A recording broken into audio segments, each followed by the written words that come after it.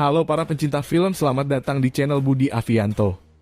Gimana kabarnya? Semoga dalam keadaan baik-baik saja. Pada alur cerita film pertama saya akan buatkan alur cerita film yang berjudul JJ7. Film ini menceritakan sebuah keluarga yang kurang mampu, lalu mereka menemukan seorang teman yaitu alien lucu. Film yang dirilis tahun 2008 ini disutradarai oleh Stephen Chow. Diperankan oleh Su Jiao, Stephen Chow, Zhang Yiki, dan aktor terkenal yang lainnya. Dan tak perlu lama-lama, mari kita meluncur ke alur ceritanya.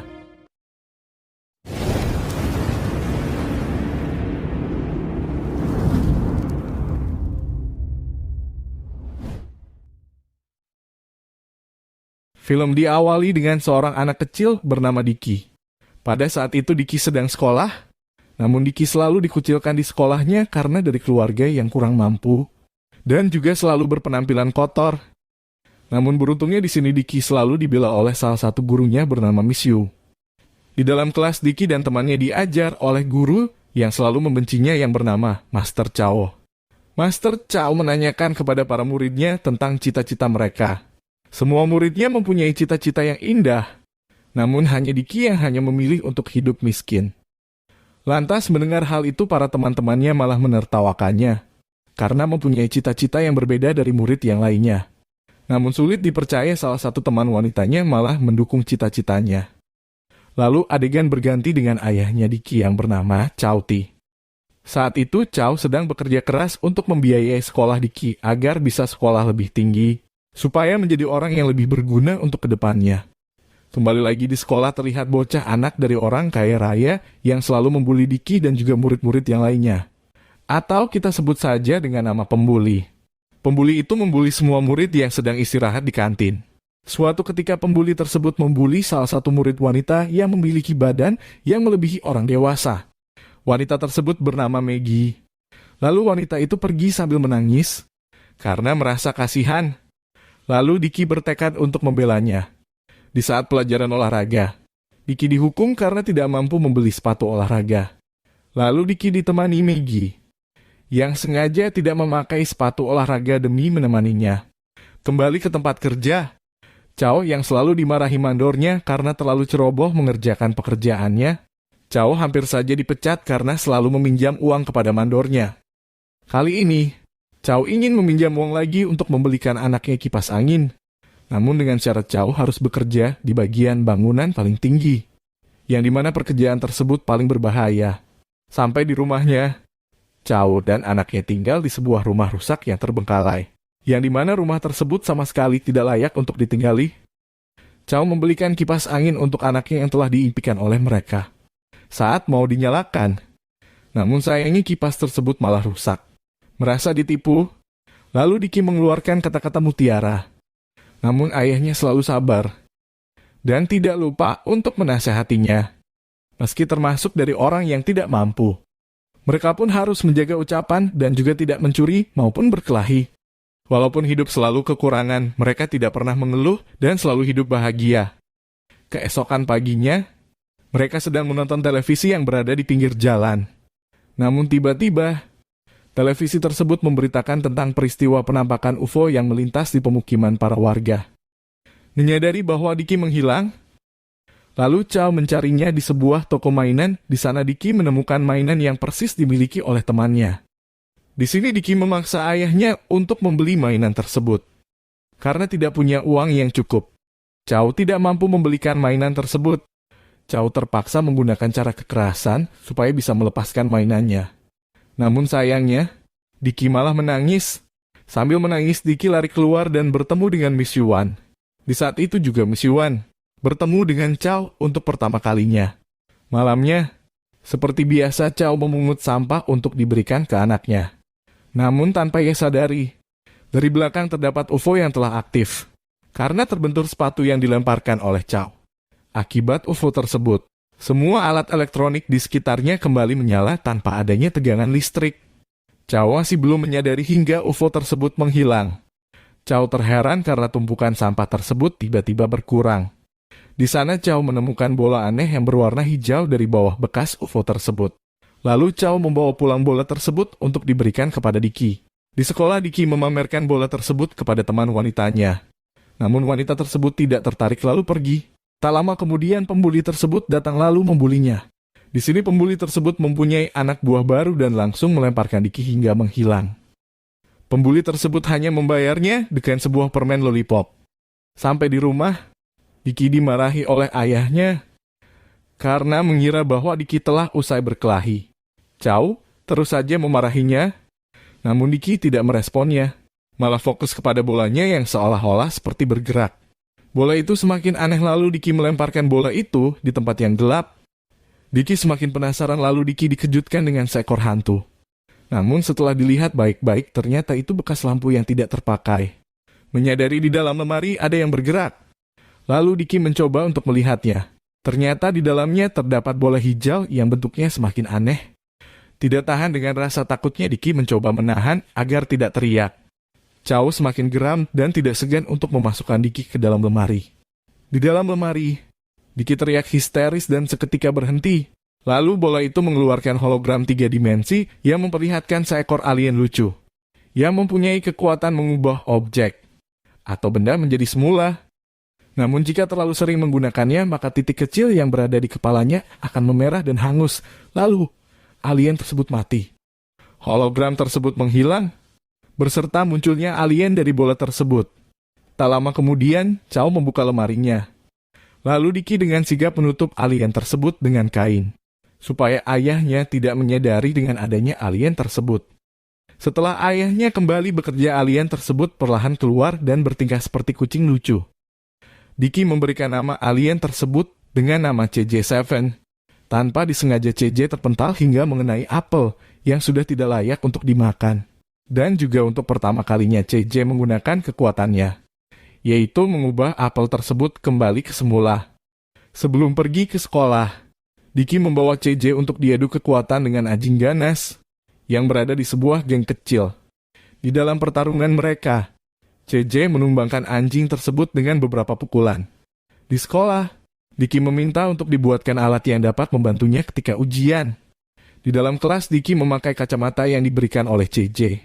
Kacamata tersebut hingga menarik perhatian para murid yang lain termasuk gurunya.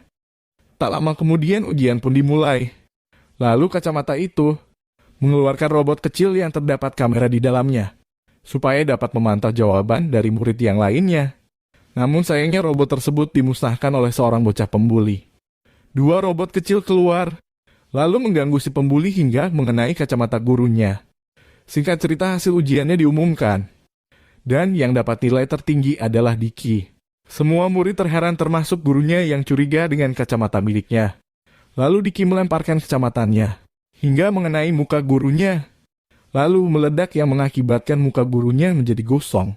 Tidak sampai di situ, Diki meminta CJ, yaitu sepatu super.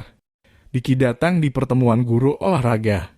Dengan sepatu super tersebut, Diki mampu mengalahkan skor tertinggi dari guru olahraganya. Merasa tidak percaya dan terlalu menyepelekan, guru tersebut menantang Diki untuk melompat kembali. Diki melompat tinggi dan mendarat di sebuah tempat olahraga yang lainnya. Seluruh bidang olahraga ia lakukan hingga melampaui batas manusia normal. Yang ternyata selama ini, itu adalah mimpinya Diki. Diki dibangunkan oleh ayahnya karena Diki terlalu lama bermimpi hingga kesiangan. Sebelum berangkat ke sekolah, Diki berjanji kepada ayahnya akan mendapatkan nilai yang lebih tinggi. Mencoba seperti di dalam mimpinya, Diki mencoba melawan anjing ganas tersebut. Tanpa diduga, CJ hanya mengeluarkan lidahnya berharap bisa menakuti anjing tersebut. Sayangnya, anjing itu tidak takut sama sekali, malah menghajar balik mereka. Mereka berjalan dengan muka yang sudah babak belur. Seperti di dalam mimpinya, Diki meminta alat yang bisa membantu ketika ujian. Malah sebaliknya, CJ malah mengeluarkan kotoran. Ketika ujian, Diki selalu memandangi kotoran tersebut, berharap keajaiban datang kepadanya. Ujian pun berakhir, namun kotoran tersebut tidak mengeluarkan apa-apa. Diki semakin geram dengan kelakuan CJ, hingga mengeluarkan kotoran sampai memenuhi bajunya. Sepulang sekolah, Diki membujuk CJ, dan jika tertangkap ia akan membuangnya di tempat sampah. Sambil ngomel-ngomel, Diki baru menyadari kelakuannya saat mau dicari kembali. Namun sayangnya, CJ telah dibawa oleh truk sampah. Sampai di rumah, Diki masih mencari CJ, yang ternyata CJ telah kembali terlebih dahulu. Di dalam rumah, Chow terheran karena baru kali ini melihat mainan yang cukup aneh. Chow mengolor-olor CJ yang mempunyai tubuh yang sangat elastis. Malam pun semakin larut, mereka pun tidur dengan kipas manual untuk membuat mereka sedikit lebih sejuk. CJ melihat terdapat kipas listrik yang sebelumnya sudah rusak. Dengan kekuatannya, CJ mengaktifkan kipas listrik tersebut. Namun karena terlalu banyak menggunakan kekuatannya, CJ hampir sekarat hingga muncul titik merah di atas kepalanya, yang bertanda CJ terlalu banyak menggunakan kekuatannya. Keesokan paginya mereka pun dikejutkan dengan kipas listriknya yang tiba-tiba menyala. Sambil menyerahkan nilai ulangannya, Diki berangkat pergi ke sekolah. Di sekolah, para pembuli itu melihat CJ lalu menangkapnya. Mereka pun penasaran dengan isi dalam tubuh CJ lalu membedahnya. Diki yang tidak terima dan akan memulai perkelahian, namun anak buah pembuli itu datang dan mencegah mereka. Tidak hanya itu, Maggie datang. Lalu terjadi pertempuran di antara mereka.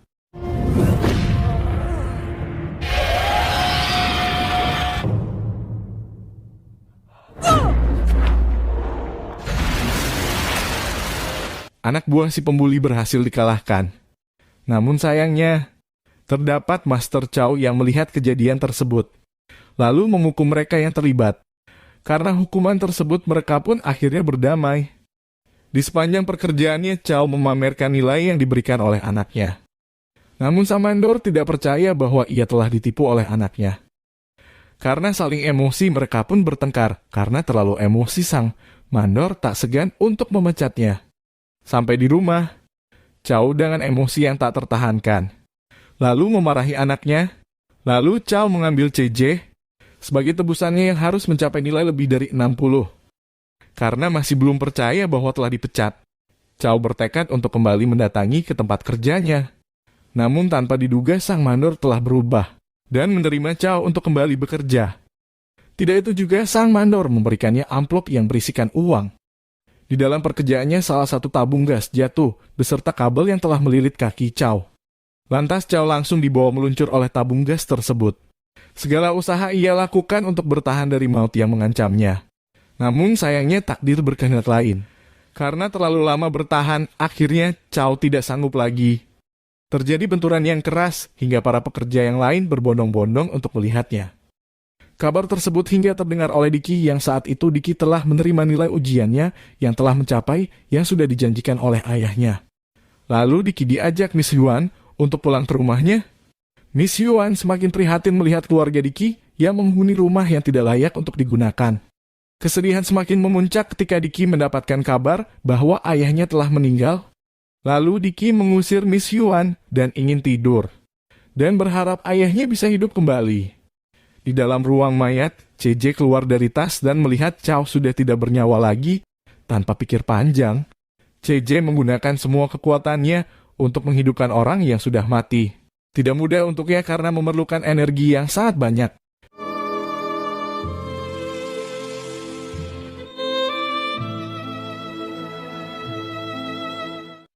Keesokan paginya, usaha CJ tidak sia-sia dan berhasil menghidupkan ayahnya. Diki yang melihatnya lalu terkejut, ternyata ayahnya masih hidup walaupun yakin bahwa kemarin ayahnya telah meninggal. Lalu CJ keluar yang dalam keadaan lemah tidak berdaya. Titik merah yang berada di atas kepalanya mulai tak beraturan dan akhirnya lenyap. Dengan tidak adanya energi, CJ akhirnya mati dan berubah menjadi boneka biasa. Segala cara mereka lakukan untuk menghidupkan CJ, namun usahanya sia-sia. Singkat cerita, kelas mereka mengadakan piknik. Di sana Diki melihat UFO yang mendarat yang tidak jauh dari tempat tersebut. UFO itu sama persis yang dimiliki oleh CJ. Lalu UFO tersebut mengeluarkan CJ yang telah kembali hidup. Di sana CJ tidak sendirian. Ia datang bersama teman-temannya yang memiliki corak yang berbeda. Dan film pun selesai. Itulah alur cerita film yang berjudul CJ7. Film yang menceritakan tentang pertemanan seorang manusia dengan alien lucu. IMDb untuk film ini adalah 6,4 dan saya pamit undur diri. Terima kasih sudah menonton dan sampai jumpa di film berikutnya.